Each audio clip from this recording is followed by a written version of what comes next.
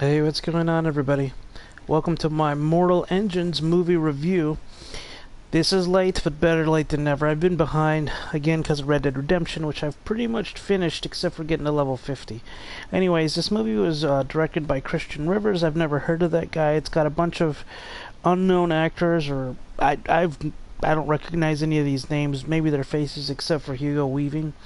Now, I thought when I first saw this, and I think like most people, that this was directed by Peter Jackson. I think he just produced it, and it's based on these books. But this movie just, it really felt. I think it was Jeremy Jahns who said it, and he said it well. It feels like this should have been a trilogy because there's a lot of stuff here that's interesting. The concept is very interesting. It's this epic. This tale should have been really epic, but it just felt like everything got wrapped up so quickly.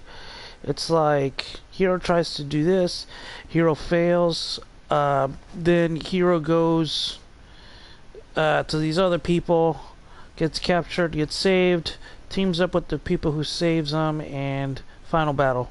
That's pretty much it.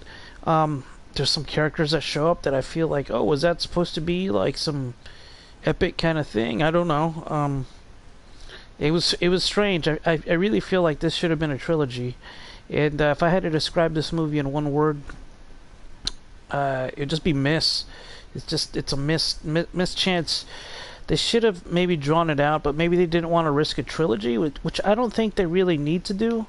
I think that if you just make one good movie and had some kind of self-contained finality to it, it would have been a lot more interesting than just having kind of characters that you just don't spend enough time with them to connect. It's always whenever you have a final battle and you have these characters like with lines and whatnot, named characters that are dying, you just and you don't care. You're like, oh well, there went that person. Oh, this person's supposed to have a sacrifice, but there was no connection there. Where you didn't get to spend enough time there, crammed into too little. It wasn't a terrible movie. I was entertained. Starstrider scale, this movie gets a 50. That's just an average film. I see some potential there, but I could also understand the trepidation on the part of the movie studios as far as how much do they want to invest. Yeah, I think this movie was a humongous flop. Actually, I don't know what the box office numbers were, but it's not an awful movie. I think it didn't do well with critics, but I mean it was okay. This is a decent Netflix movie when it comes out on Netflix. I'd say yeah, watch it if you're bored. Don't rent it. Don't pay $3. It's not worth it.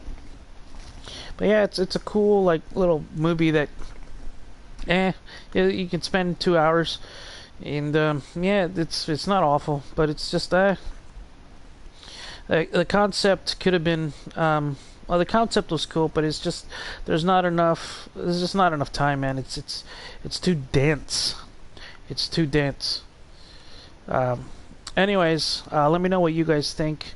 Leave your comments below, like and subscribe, and I will see you guys later. Okay, bye. Signing off. Bye.